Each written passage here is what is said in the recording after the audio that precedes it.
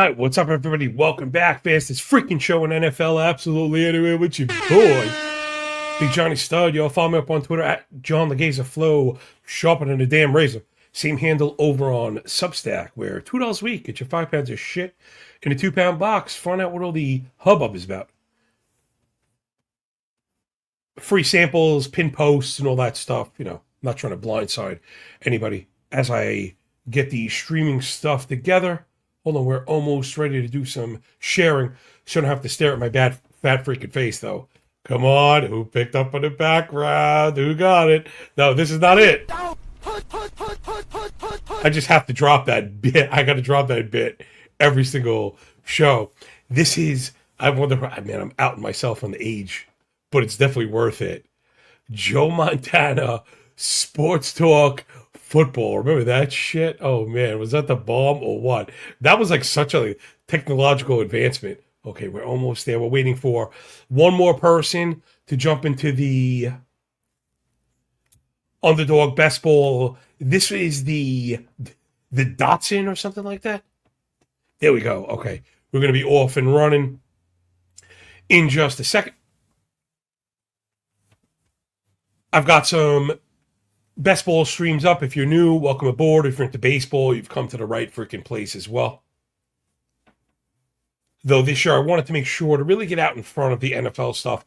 I waited a little bit too long last year. That's been a running theme for me, trying to get involved a little bit earlier, you know, just digesting all the player moves and the ripple effect.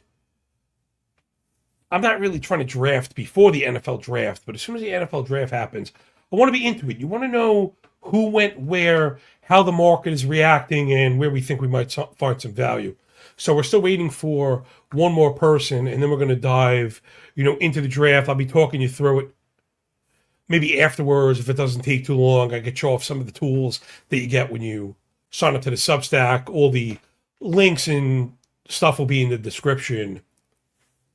But advanced player stuff, that I think you need, again, uploadable, underdog, and DraftKings ranks. Those will update in real time. I get to them maybe every day or two. Unless there's news, then I do them immediately. And then it kind of happens faster as we get closer. And I think eventually you hit a point where if you're doing any of these, best ball drafts without ranks, I think you're behind the 8 ball. I really do. Ooh, I hit reset to see if maybe it stalled or something. Man, somebody actually backed out. Now we're waiting for 2 people. Usually these underdog rooms, they fill so fast. I tried to not get sneaky, but I wanted to make sure I was in the Dotson before it filled. It's like a lower price point, maybe $8, and a smaller field, which I like. The ones that have a small, max entry. So I don't have to 150 every single thing. And I also like that it closes. So, new information won't necessarily come back to haunt us. We won't get backdoored that way. So, you know what? I guess in the meantime, we're still waiting for 2 people. I guess I could figure it out. Let me show off some of the tools. You could stop looking at my fat face for a second. I have the DK up right now. Though they're both, locked in and synced. There's the best ball stuff for underdog, color-coded. Both of them also have just some critical stats up. Listen, if you're doing analysis during a damn best ball draft, I think you're probably, doing it wrong. Yeah, shit indeed. These drafts now, I know underdog is at 20 seconds. So there's not much analysis going on. You kind of have to know already. Even on the turn, you got to start looking early and knowing what you got. So I have the best ball stuff in ranks. Again, those will update in real time. I'll date them so you know when to upload it. Then, of course, the team level stuff. I'm really proud of the team level data. You can see it up on the board. If there's any audio people, this will be up on the Corked Stats YouTube channel by the time you hear this. yards per game and yards per play. I know it sounds simple, but combining that with success rate and EPA with turnovers, I really love the drive efficiency section of the board. Average drive distance, time of possession, first downs per drive. The things that really define an offense overall. Then, of course, detailed rushing and passing stuff. Man versus zone, all the pressure stats. 2 tight end or more, 3 wide receiver or more. Same thing for defense. I have alignments and allotments and stuff. Right now, I'm just kind of caught filibustering, to be honest. These draft rooms generally fill so damn early and fast that I normally can't even get to any of the promotional stuff. I could talk about the tools all day. I really wasn't trying to. You could see me scrolling through the defensive stuff. I love splash plays. I think that's a really great macro stat. It's just all the, pass breakups and fumble for loss, tackle for loss, big third down, third and short stop, fourth and short stop. Again, that really define a defense. Then I break down defenses for the props that we like to bet. I like to bet reception ladders. So a lot of times slot receivers are guys that can be in line for a lot of catches, even if it's not a lot of yards, schematically. And this is really helpful in identifying which teams are good or bad by EPA, how many catches, yards, and touchdowns they give up. And like I was mentioning, defensive back alignments and defensive schemes, fantasy points allowed, by position per game, which I think matters. QB rush yards, right? Those kind of niche things, running back receptions, the niche stuff. All right, thank goodness. And away we go. Okay, we're about to get this bad boy going. What everybody keen for. A little bit of draft action. Let's see where we slot. And I'm going to just talk our way through. We're at the 4 hole. I have my own ranks loaded. Though I'm thinking about drafting by ADP, right? So now I like to be fully transparent. I probably have, 10 or 12 best ball drafts going. That's going to slowly creep into the fucking hundreds across different platforms. Again, I like to start a little bit slower, but early, work my way in, unless, not to put the cart before the horse, right? No one knows what the hell is going to happen, how this thing is going to shake out, if I'm going to even end up in the end zone.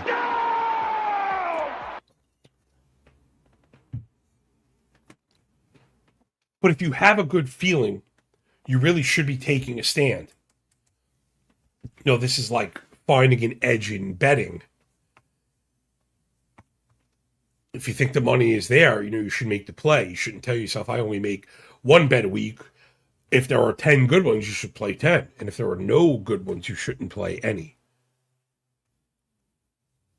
So as I've been digging through this board, and again, these are all things we could be wrong on. Nobody freaking knows. But I've been finding myself in a position with pretty strong takes against the field. In spots that are leading me in certain directions. We'll probably talk through some of them. Now I'm at the 4. After Gibbs and Bijan, I think it's Chase. But after that, I like JSN over Nakua. And it's really not anything you're going to find in the spreadsheet. I worry a little bit about the missed time. Like Nakua's style of play, that demolition derby style, is really a killer. But he's awesome, and there's no shame in that game. He went right after at the 5 where he should have. Then it's like McCaffrey and Taylor, right? CMC and JT. And right off the bat, man, I'm not buying it. I'm not buying it at the price. I think there's, a lot of different problems. McCaffrey, the miles, all those touches. And also the run efficiency stuff, just atrocious. So he's got to be the number 1 wideout. They went in and brought in a number 1 wideout. So not that I think McCaffrey will be bad. And I think running backs are very important in this new environment. But I'm out. on McCaffrey at the price. I'm also loving the backup scenario, a spot that, granted, it's a rake I've stepped on multiple times. Having drafted, I don't know, name a fucking player. It was everybody. I've drafted all the guys behind McCaffrey, been wrong every time, Isaac Garendo and all these damn guys. This year, I'd been liking Kalen Black, though, and I'm very transparent about this stuff. I'm not a prospector. I think not knowing about it can actually help you sometimes because people tend to overpay for them. And in fact, it's funny because a lot of times I will benefit from having rookies on my fantasy team, but it's only because I picked them up after they got dropped. So they have Jordan James, second year. I actually thought, and again, this is, no one really knows. I thought on the depth chart, and who knows what the hell the depth chart is be like. I'm using Football Guys, hat tip to them. So their stuff is excellent. They have Jordan James over Kalen Black. I think I like Kalen Black, especially where he's going. And if you can get the backup in that offense behind McCaffrey, I mean, that's a wheels up situation. Is a really late pick. Now, there's something, a nice little nugget here. Again, these draft streams are going to come off the rails. It's where, whatever we go, we go. But it's something that Josh Norris on Underdog talks about. They do really great work also. I like to, I'll shout people out. Not like anybody gives a crap. They're only 3 or 4 orders of magnitude more popular than I am. But one of the things that Josh will talk about is, I'm trying to put it succinctly, like, not having a take, right? Not taking a stand is a stand almost, or like, that's not even really capturing it. It was more that where you take a bold fade, you should have a discount buy. Now I'm up in the second. A lot of the guys that I liked already went. Middle back of the second is not a great spot. I ended up with George Pickens. I've been trying to avoid the onesie positions. There's a good case for Brock Bowers. I think I like it more. I think I like the Bowers pick in the second more in redraft than I do in best ball because I feel confident about my ability to fill in. Where right now there's a lot of open wide receiver spots that I'm tough to make up for in a 1v1 where you're kind of taking zeros, where I think the tight ends at the end are not so much taking zeros. So back to the point I was making that Josh was saying, that somehow I remembered to get back on track, spinning the bowl. And it's right. So I'm off of a mid-first round pick. So if you're off of a mid-first rounder, namely McCaffrey here, you should be on one of the backups. His play was the point, and again, I kind of disagreed with the general point. The general point he was making, I think it was Kenneth Walker was the example, that he was saying, I was on Walker last year. It wasn't great until the end. I'm back on it this year. But I think he was saying if you're off Walker, which was a darling, he was being moved up. If you're off that, you should be on Charbonnet. And that's something that really stuck with me that I want to make sure I'm deploying, whatever the right word is, at this time around. To be backing up on the, anti-takes, or I guess I don't want to just say fade. Like McCaffrey could get to a point where I like him. If he makes it to the turn, I think I'm in. I've also been pretty vocal, again, early. But you're doing drafts, even through a dozen drafts, you know which ones you really like at the end. And the drafts I haven't liked have been the ones that prioritize onesie positions, either tight ends or quarterbacks. Listen, Bowers in the second could be great, and Josh Allen in the third could be great. But again, it has more to do with best ball and an ability to fill in though the Allen thing maybe not, because the argument that's about to follow is different. Meaning, my worry about Bowers is not that he'll be awesome. It's I think there's a lot of other tight ends that might be good later on that close the gap and therefore throw off the 1v1. The reason why Travis Kelce was so valuable in fantasy a couple of times, right? It wasn't every time, it was a couple of times, was because not only was he doing goat shit, the other people behind him were really bad. So he was a multi-point advantage at the position every single week. That's not really the case. Trey McBride comes and starts to close that gap. Then like Fannin comes in to close that gap. Now he's almost cheap. Guys like Tucker Kraft, that could be monsters if they stay healthy. Kraft could be an absolute stud if he stays healthy.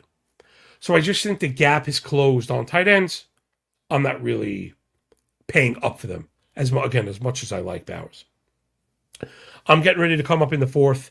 I've been trying to get my eye back on the prize during these drafts. They happen so fast. So I'm 7 picks away in the fourth. I glazed over my third. I have Breece Hall. He was right at ADP, pick 29. My guys all got sniped back to back to back to back. I was like, I'm 7 picks away. There's 4 wideouts I really like. Zay Flowers, McConkey, Egbuka, and Burden. Burden is still there. It was McMillan who went. I'm not really high on Tech McMillan.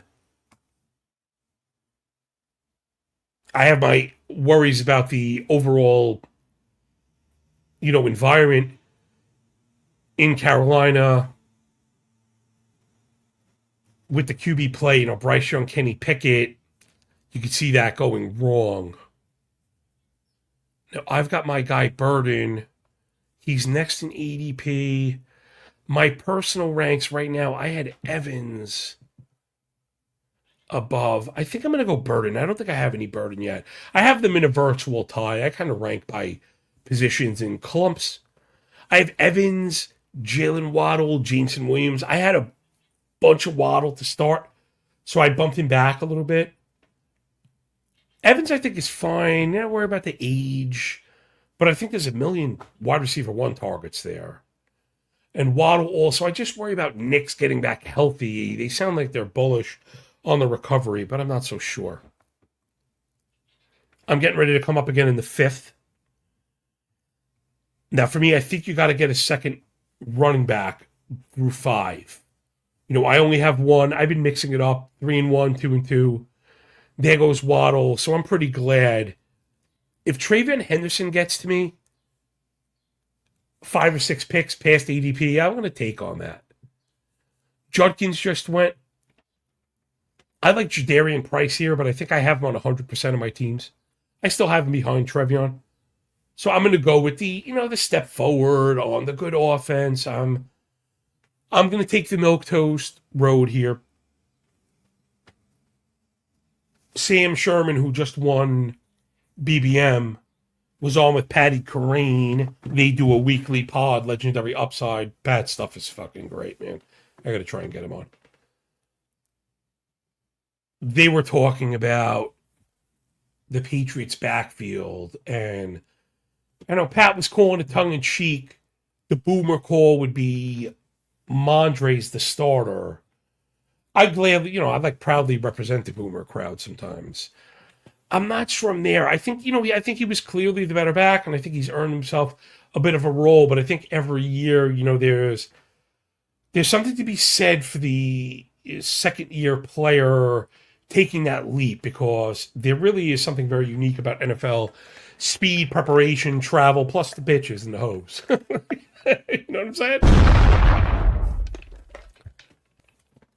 You got to travel, and if you're single, all types of women just throwing themselves at you. You're balling out of control. These checks start coming in. You can't believe it's your life, So you got to learn how to handle all that stuff. Plus the pressure in the media. Let's say you're even clean of all the degeneracy and debauchery and shit.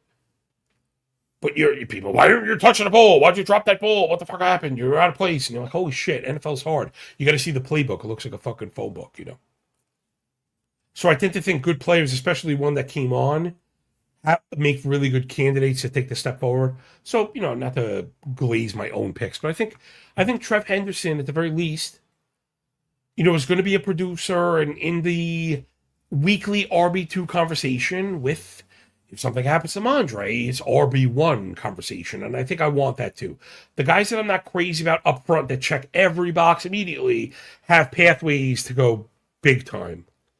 My next pick is coming up. We're coming up in the 6th.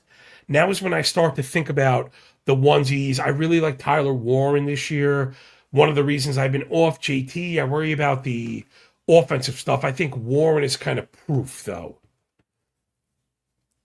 He's going to be the target. Pierce had Alec Pierce, who I did really like, who's coming up in ADP also. I didn't notice he had an ankle procedure, and I don't love that. I just want to see that he's out there and healthy, making cuts and stuff, and no setbacks. I don't want to be paying up for players in the top 70 overall that come with these major red flags. Now, the one player that's kind of popping right now, the YOLO pick, and it's funny, I'm going to do it because I have a close wrap, meaning 6 picks away, and one of the 3 players, right, 6 picks in the turn, 3 players, one of them already has a tight end. So I'm hoping that Warren falls to me. Because I went and took Mekhi Lemon on Philadelphia. Everyone is telegraphing this move of A.J. Brown out of town. I have not leaped on it because I'm worried that it's not happening. Again, this goes to what I was saying before about if you have a take, you should be taking the other position. And I had been drafting Kayshon Boutte on every damn team because I wasn't sold and he's going so late, and I've got to be backing off because everyone, like all the people I trust and everyone is just making it sound so like obvious. 3 of the 6 picks are made, and Warren is still out there. If not, not to say betray what I was saying, I may go with May at 76. That's where all the quarterbacks are really going. And I am taking a bit of a risk. Oh, Warren went right before me. Sniziped on the Warren pick. And now I have a fork in the road. It's all Pats. Do I want to pair Trevion and suck up all the Patriots running back work or go with May himself? Okay, the old me would have gone with the Mondre pick.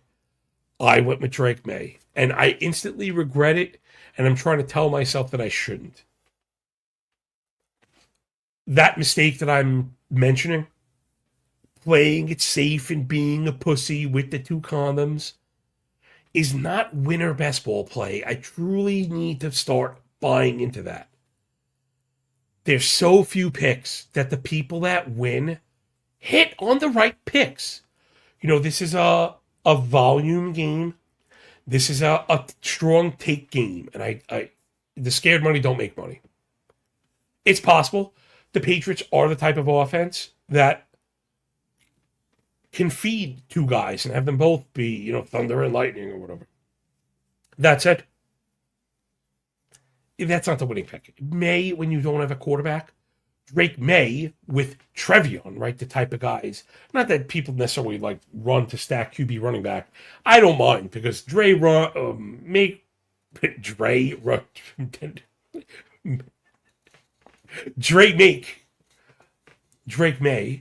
runs, and if they're explosive, you have no problem accounting for the majority of that offense. The wide receiver stuff is a little hairy right now. After, again, people are projecting the A.J. Brown move, but we don't know. And after that, I'm going to try and come down with dubs for sure. I already had, 114 is going to make it tough where I'm slotted. I'm going to reach around. If he makes it to 100, he should. But that's how I like to play best ball also, is sometimes just key up the guy that you really want that fits the piece. ADP is mostly determined by fucking losers. Remember that. You know what I mean?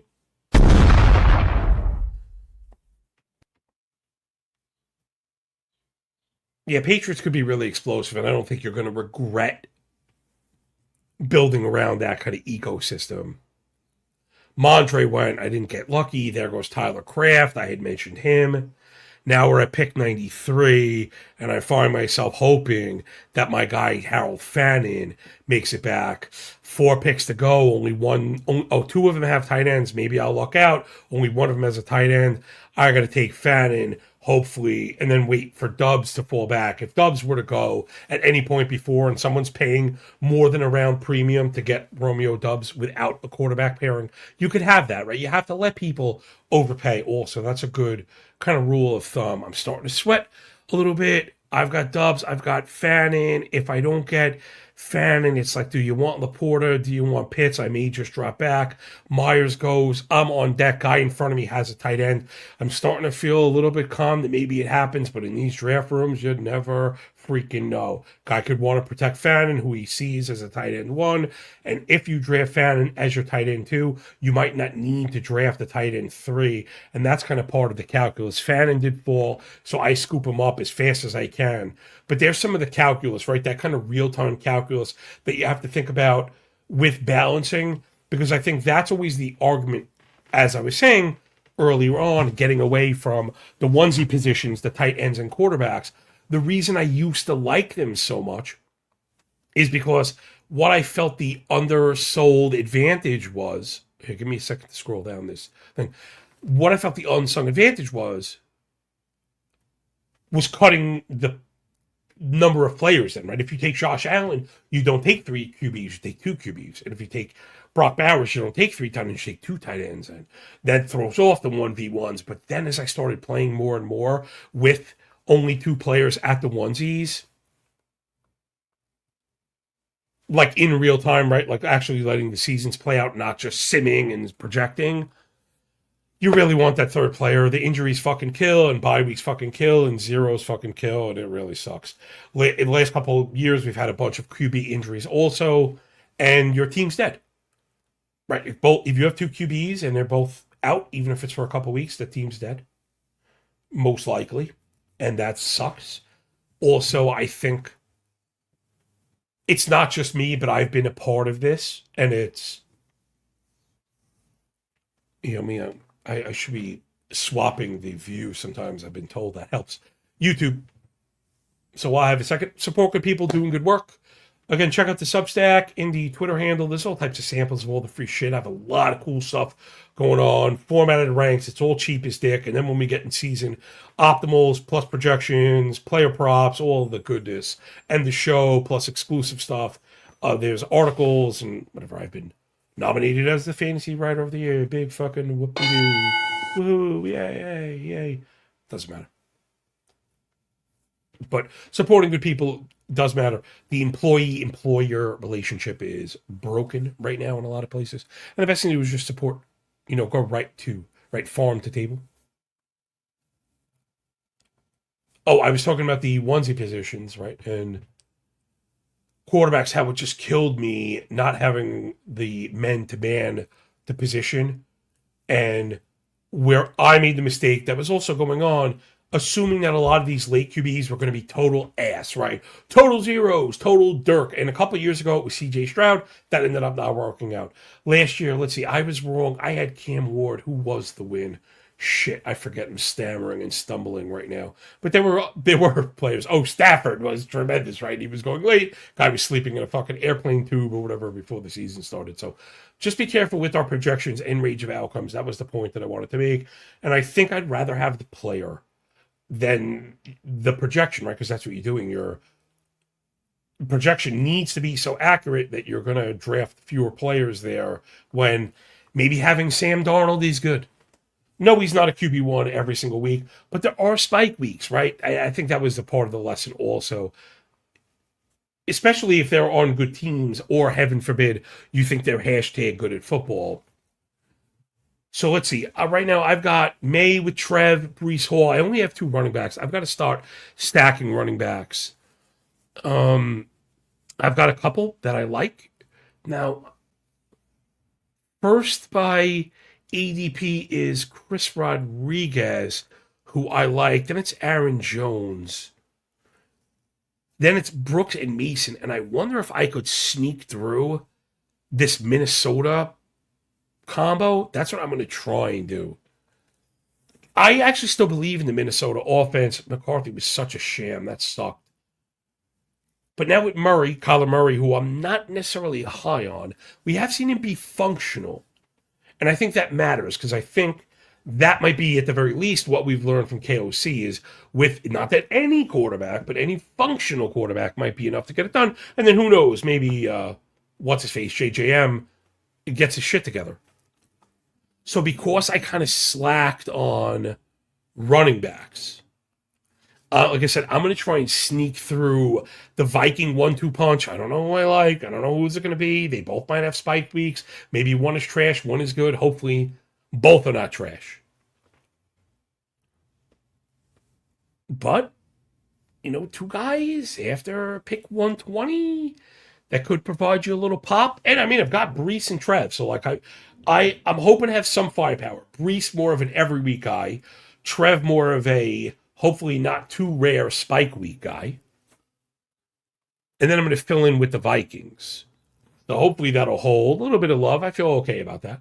So right now it's Drake May, Brees Hall, Trev, the two Vikes, JSN, George Pickens, Luther Burden, Makai Lemon, Romeo Dubs to go with the Drake May. So the wide receivers up top, I think, stand alone. And I could probably score Darnold later on. The rest of the quarterbacks are gone. I've got Fannin, who I get theoretically could pair with a quarterback. I don't know who that's going to be. I got to try and get a TE2 that I like, and I don't think that's going to happen where I'm sitting. I would love for a Ferguson, Kincaid, or Likely to fall. Again, I don't think that's going to happen. Back to pick 140. One of them would really have had to drop. I'm going to need a late tight end plan. Where's what's-his-face? I may end up pushing up a Sadiq, and that's probably what I'm going to do. Because then there's a major drop-off. I don't mind getting with like a Bretton Strange, even like a Barner or Otten later on, even like Farmouth if I had to, maybe Terrence Ferguson, Gunnar Helm. I don't want too many of those guys. I'd like one of those guys. I don't want too many of those guys. Although I did it to myself last year and it sucked. Maybe this year the Tennessee stack is the answer. I was mentioning not having pairs and maybe Helm, that maybe I could get a... Oh, I'm full of shit. Anyway, Cam Ward is off the board. Oh, he just went. Pick 129. That feels rich for me. Who knows what the hell you're going to get. That feels like you're paying for a step forward. We just saw such systemic rot in Tennessee. And again, I could be wrong, right? This could be the big upswing of the season, but a lot has to happen. They didn't really show it.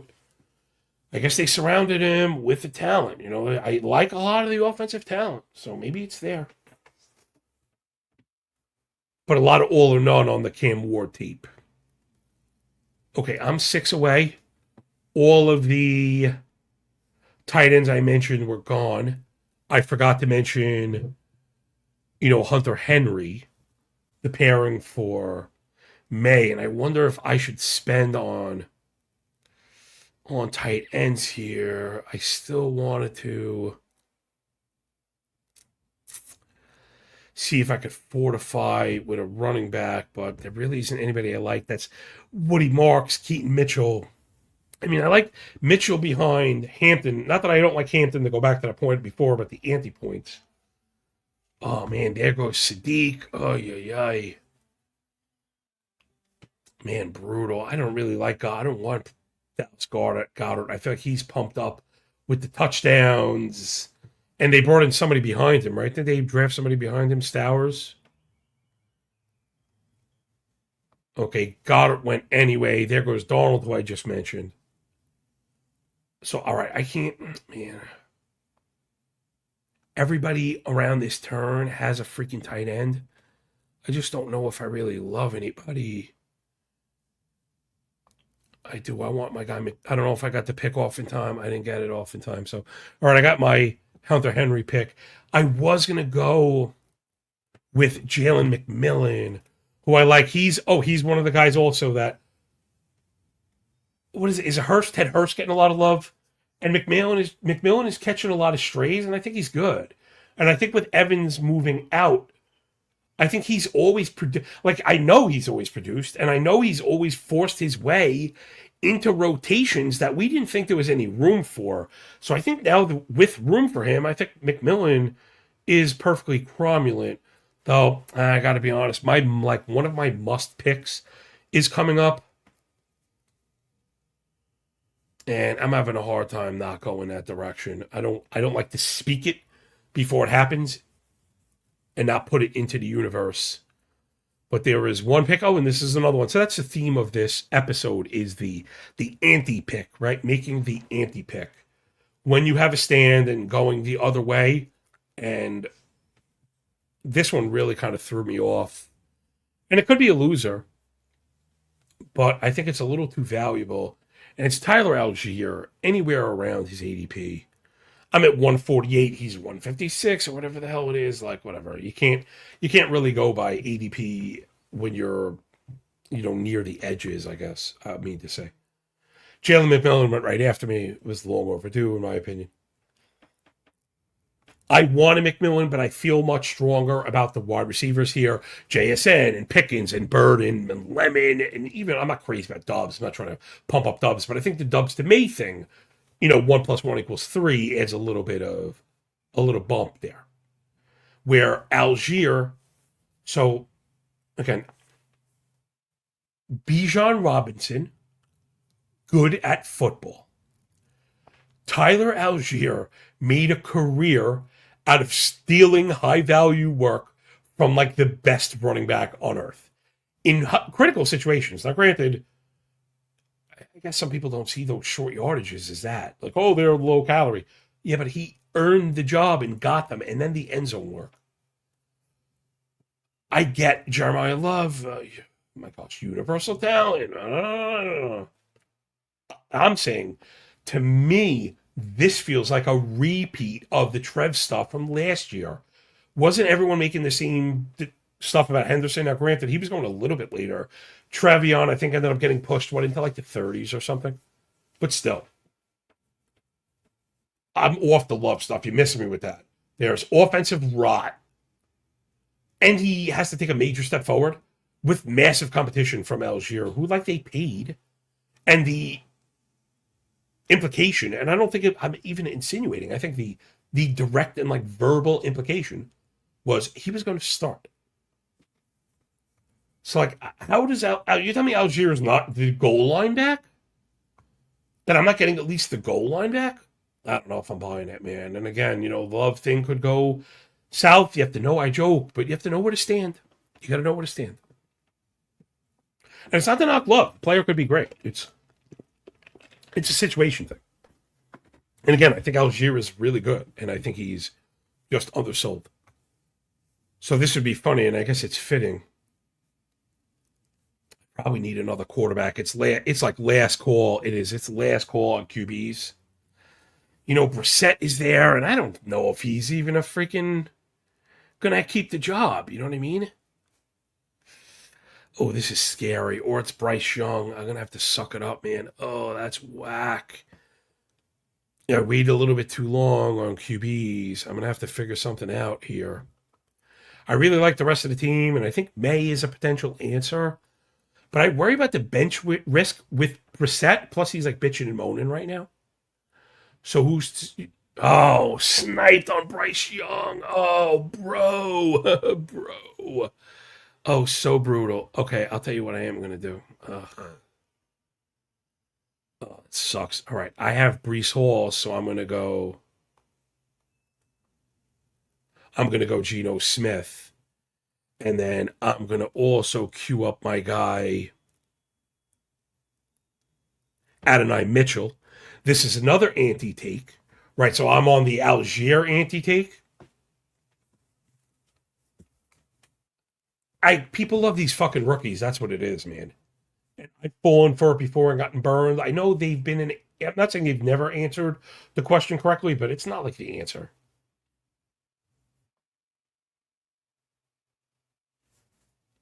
And people love Cooper, right? And for me, Mitchell's like a legit good player, and he's got draft capital, and he produced. And Gino likes to throw deep outside. You tell me this new guy kid is better outside threat than Mitchell? I don't know. I just think it's Mitchell's job to lose right now. Oh, I'm between a rock and a hard place. I also need, man, that third tight end. I think I'm going to go with my guy Helm here. I've liked Helm before, and I think he's going to be gone by the time he comes back. And he was right around ADP, so yeah, that was kind of my answer there. So at the end of drafts, end game, especially near the ends, you get what you get, and you don't get upset. I feel glad at least that Henry, who I'm obviously nobody should be really too excited about Hunter Henry, but at least Henry really does fit in a May build where you have Fannin and Henry is not your every week guy. I'm going to need some spike weeks from Helm, but I'm feeling good about the way this is rounding out. I'm going to be weak at QB. I don't know what my answer is. I don't have an answer at QB. I don't know the answer at QB. Maybe it's Michael Penix. Right, that Tua is just the backup. That Penix was the guy that he's going to get a shot. Maybe you could play for Carson Beck. That Brissett falls apart. Though people are not very high on him, and I'm not crazy about that pick. Then there's the Cleveland debacle. Or there's an anti-pick on Fernando Mendoza. The thing is, I like Mendoza. The anti-pick on Cousins is possible. I could go with Klubnik, right? That the Jets bust out. Oh my gosh, this is just the worst thing ever. I don't know what I'm going to do. All I know is I'm not going to overpay.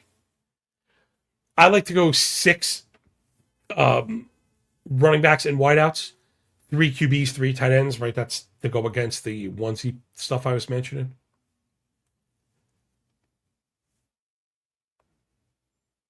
Yikes. That means my door is closed on tight ends. I have 1 wide out to go, and I liked Mitchell.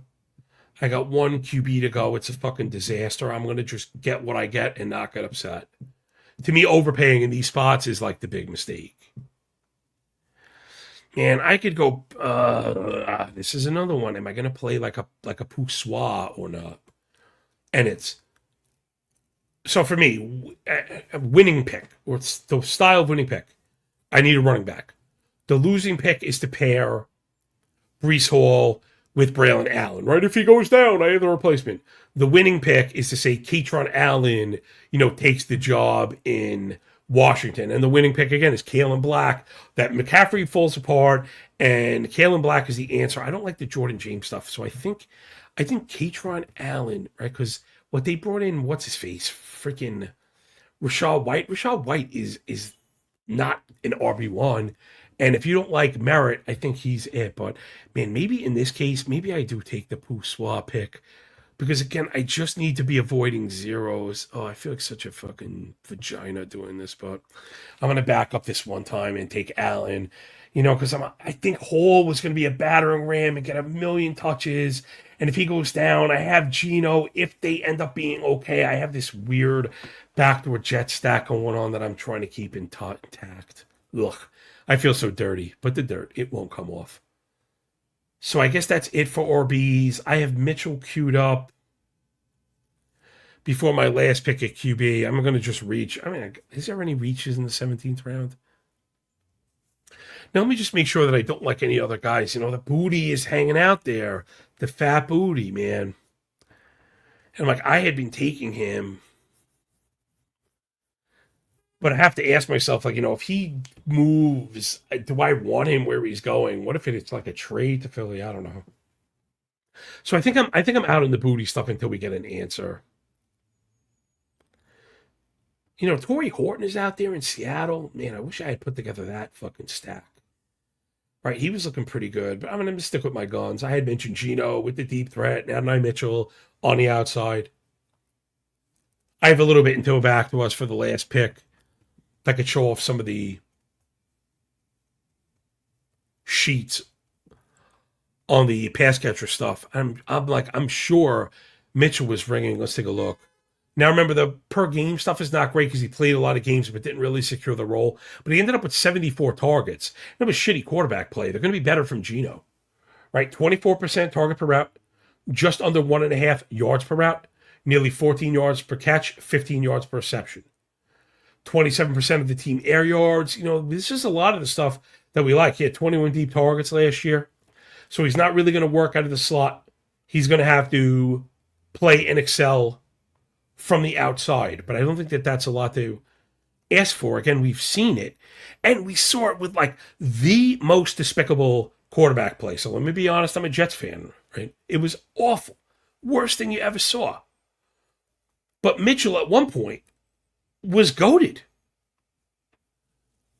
I don't know. I was feeling really good about him in the middle of after the bye, that kind of center section, right? When he had the little breakout, goes 8-102-1 versus Atlanta, down game versus Miami, 658-1 at Jacksonville. And, we showed us what he can do. Again, the quarterback play, very hard to judge him on like Brady Cook stuff. I mean, it was funny. It was when Tyrod was playing, that's what it was. And that was come on, that's the best quarterback play when we're like, if only he had Tyrod all year. Come on, think about what we're saying here. So there is a pathway, again, where Mitchell is good at football and just wins an outside role. And, the rookie has to wait his turn. Again, that, I know no one ever wants to hear that. No one ever wants to hear that. Now, if they want to, the pushback is, well, he's going to outplay him and by the halfway through the year, then okay. I don't know if that's going to be the case. But that I'll at least concede to. More than like this whole like rookie week one thing misses me. And, again, the Mitchell was kind of a unique case. It wasn't poor play. He had we had off field or between the ear stuff. I never want to knock these guys. I mean, he's a fucking kid. But a second round pick. Oh shit! I'm on the clock, and I need my QB. I'm going Penix. Like I said, I'm just going to hope that was like the most explosive offense to be available to with a guy that could be a 17-week starter. I mean, if you think Tua is going to outplay him, then you either think Penix is really bad, or you should be drafting Tua on every team. I'm not crazy about the Penix pick, but I do think he's a starter, and I think the Tua move, flattened that value. So, all right, let's get out of here. Hope you enjoyed the stream and digging the Joe Montana sports talk football reference. It's a bomb. About to pass. All right, so press the cartoon like button because it matters more than it should. If you're just finding the channel, welcome, bienvenidos. Check out the baseball stuff if you're into it. I mean, rocking and rolling, never stopping.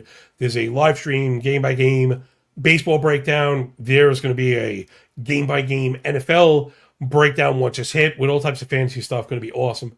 Trying to do fantasy football content a little bit differently where we actually talk about fantasy football. No, this isn't like it's not a fucking game show and there's no we're not going to make fucking memes and shit.